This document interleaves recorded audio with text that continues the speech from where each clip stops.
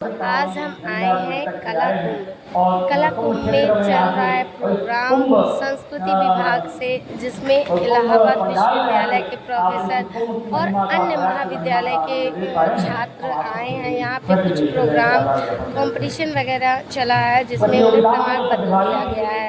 और कुछ हमारे प्रयागराज के संस्कृताचार्य आए हैं, प्रवक्ता भी आए हैं और अन्य जिलों से भी यहाँ पे प्रोफेसर आए हैं। और प्रयागराज इलाहाबाद विश्वविद्यालय के कुछ आचार्य यहाँ पर आए हैं और छात्रों को संबोधित कर रहे हैं। यह प्रोग्राम कई दिनों से चल रहा है। वाणी से सुनते हैं कि उनकी नज़रों में संस्कृत में महाकुंभ का क्या अर्थ है। आप अलग हैं, आपने अपने अलग होना सिद्ध किया, हम सब ये देखिए दोस्तों, लगभग 45 कवि हैं, जिसमें हमारे परमादरणीय रसराज जी का भी एक बहुत अच्छा गीत है। आपको अवसर मिलेगा तो पढ़िएगा। अच्छे वक्ता, एक अच्छे प्राचार्य, एक अच्छे कवि बन सकते हैं और आपके सफल जीवन के लिए मैं हार्दिक सीखने की प्रक्रिया कभी बंद नहीं होती है, कोई पूर्ण नहीं है इस धरती पर, बता दे रहा हूँ।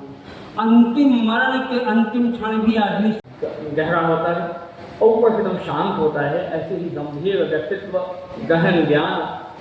हमारे मध्य में इलाहाबाद विश्वविद्यालय की सहायक आचार्य आदरणीय और आपने एक पुस्तक का संपादन भी किया है।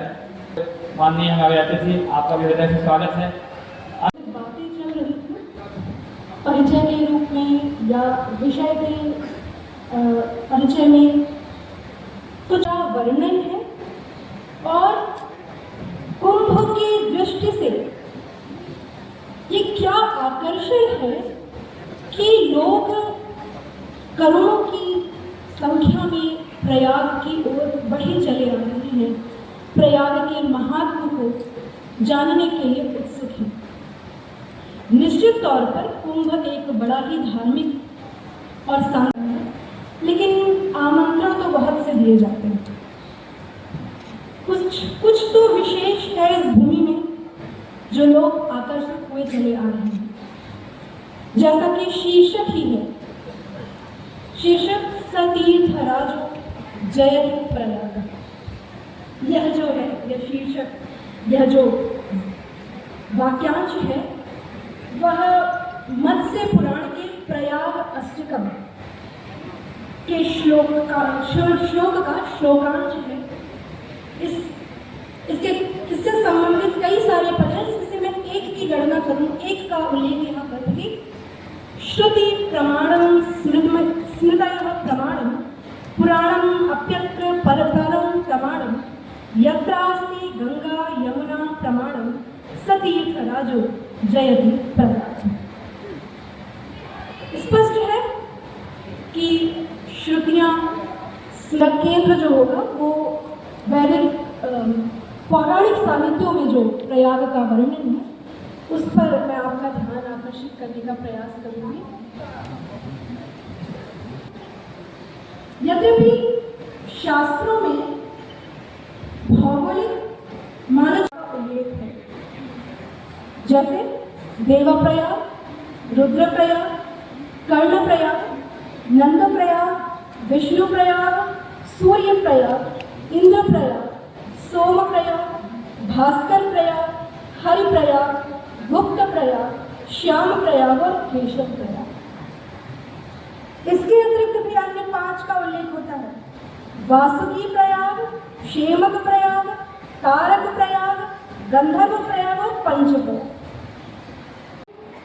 पौराणिक साक्ष्यों में इन 44 घाटों का उल्लेख तो नहीं होता और अभी भी कुल 10 जो हैं वो आपके पक्के घाट में जो हमेशा विद्यमान रहेंगे, और ये बाकी के जो घाट हैं वो आपके कुंभ की दृष्टि से बनाए गए हैं, जो बाद में नहीं है।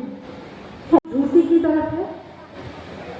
इसके विषय में यह कथा है कि जब श्री राम भारद्वाज मुनि के आश्रम में आए तो उन्होंने इसी घाट पर भारद्वाज ऋषि के साथ स्नान दान किया।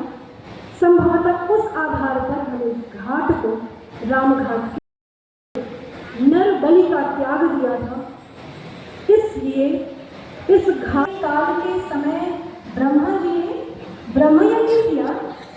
तो उन्होंने 12, क्योंकि तीर्थराज प्रयाग का क्षेत्र जो है वो विस्तृत है, तो उन्होंने 12 वेदियों की रचना और उन वेदियों पर 12 माधव विष्णु, क्योंकि विष्णु थे इस नगर के देवता, तो विष्णु 12 वेदियों पर 12 माधवों को स्थापित किया।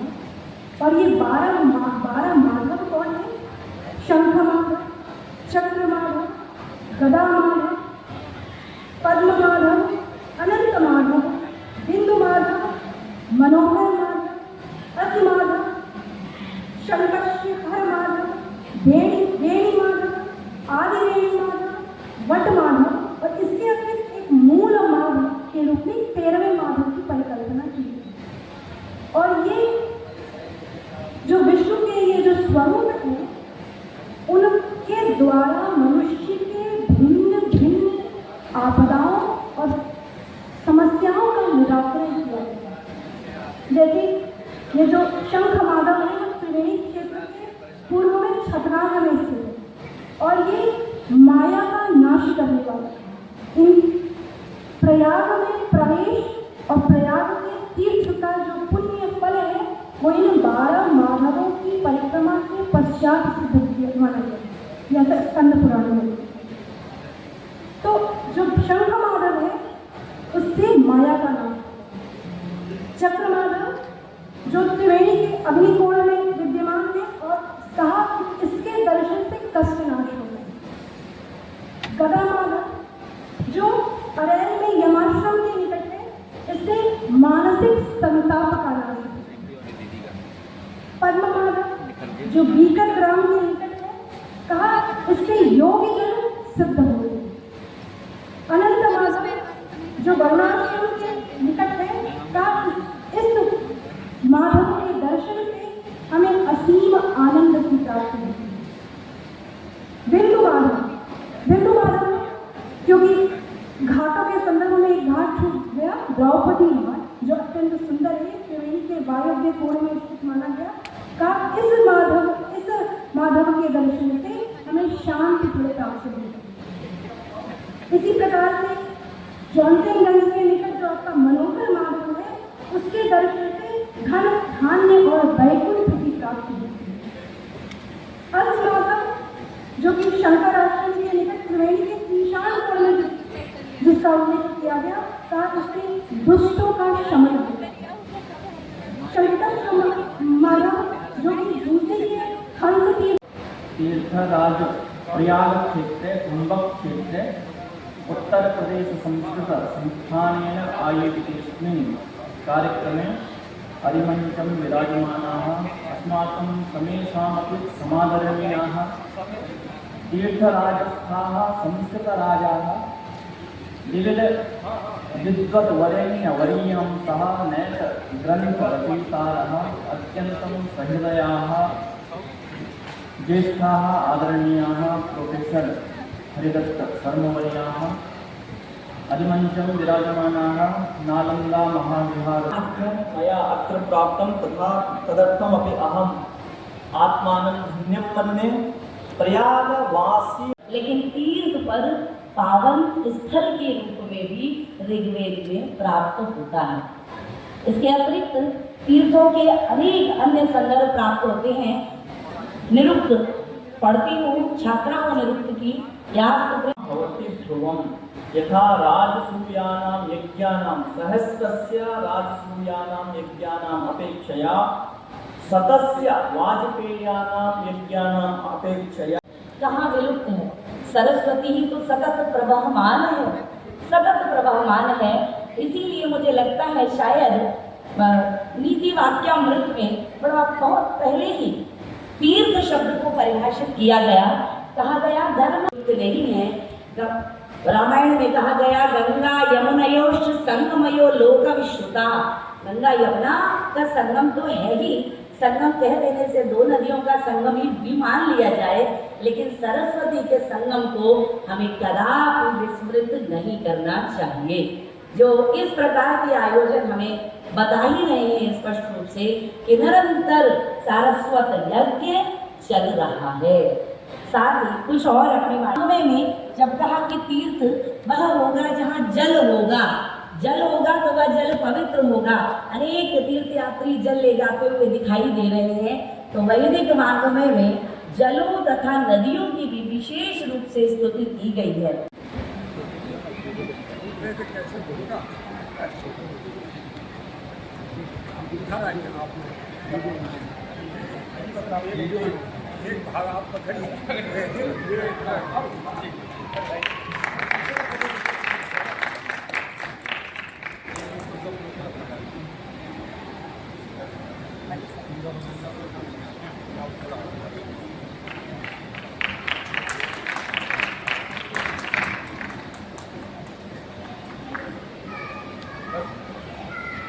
ताली थोड़ा जोर से बजाइए।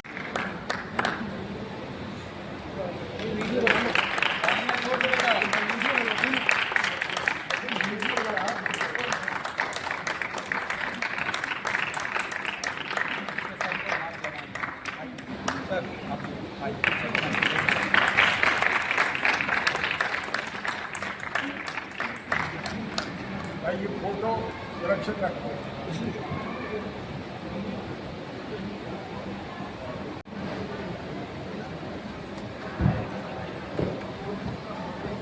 जैसा कि नाम से ही और इसी रूप में आप हम सबको इसी रूप में सदैव देखिएगा गुरु जी, क्योंकि आपके सामने जब हम कार्य करने जाएंगे तो संस्कृति का भी संगम है। आप देख रहे हैं आज इस पांडाल में बैठे हैं, इस संस्कृति को लेते ही है। पौराणिक उदाहरण आज मैंने लिखा, बहुत अच्छा रिसर्च पेपर इन्होंने पढ़ा और उस पुराण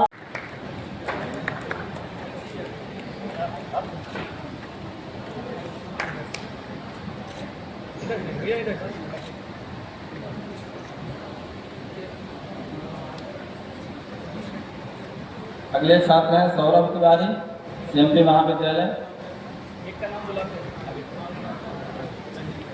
आनंद कुमार, इलाहाबाद। अब तृतीय स्थान श्लोक गायन प्रतियोगिता के परिणाम चल रहे हैं। तृतीय स्थान पर है शुभम चौरसिया, सीएमपी महाविद्यालय। प्रशांत कुमार, इलाहाबाद विश्वविद्यालय।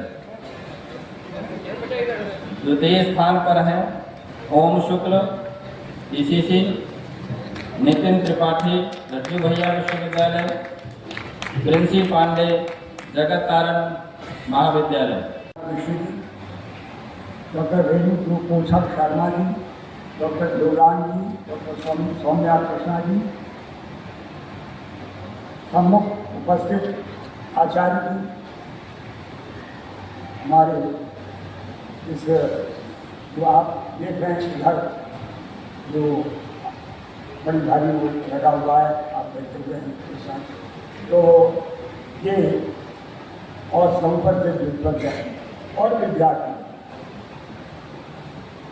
मैं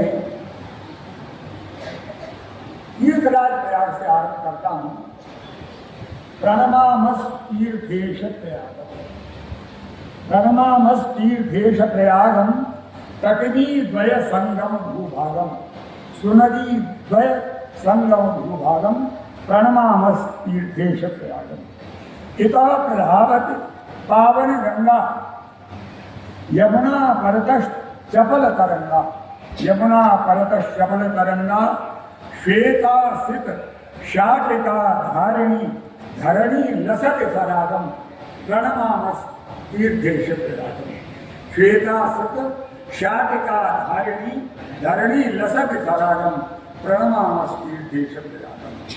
गंगोच्छलित धवल जलधारा, गंगोच्छलित धवल जलधारा, यामन जलकृत नील विकारा, धरति सुवेणी शबलित रूपम, शुचि सलिलम लसदाभम, प्रणमामस तीर्थेश प्रयागम। माघ मास प्रतिवर्षम वेला, माघ मास प्रतिवर्षम वेला, भवति यदेयं शीतल वेला, पुण्य भागिनो जना लभन्ते, श्रेय शम सुखलाभम प्रणमामस्तीर्थेश प्रयागम।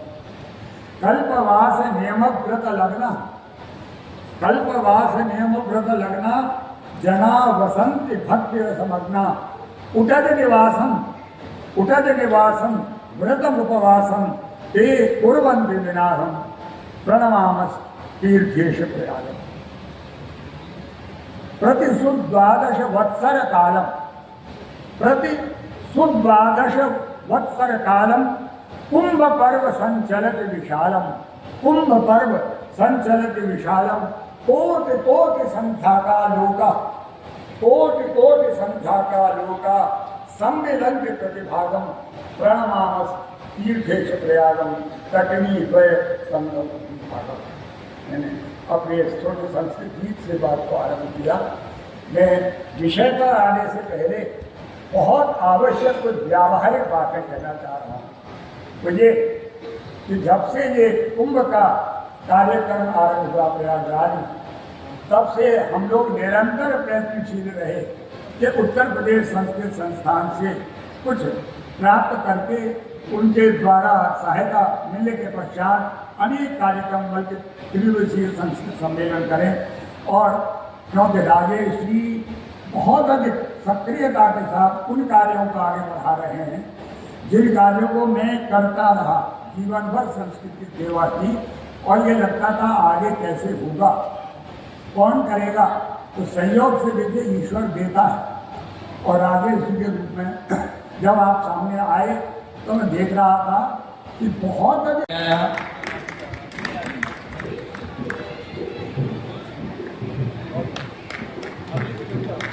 समूह गीत में सांत्वना पुरस्कार मिला है ईश्वर शरण डिग्री कॉलेज की।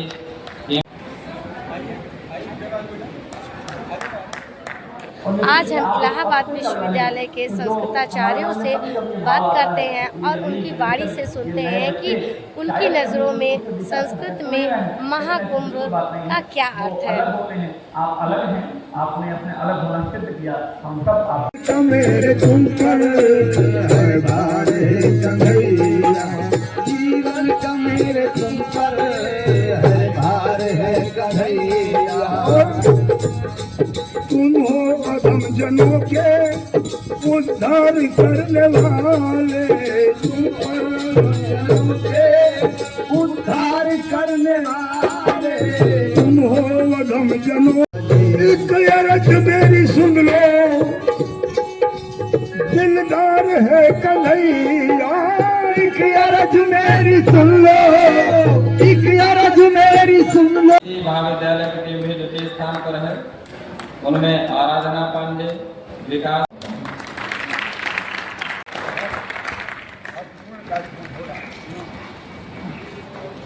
हम सभी की ओर से सर हम लोग हैं, मुझे ऐसी सौम्या जी को मैं यहाँ पर सादर आमंत्रित करती हूँ कि वो अपना वक्तव्य यहाँ पर प्रस्तुत करें।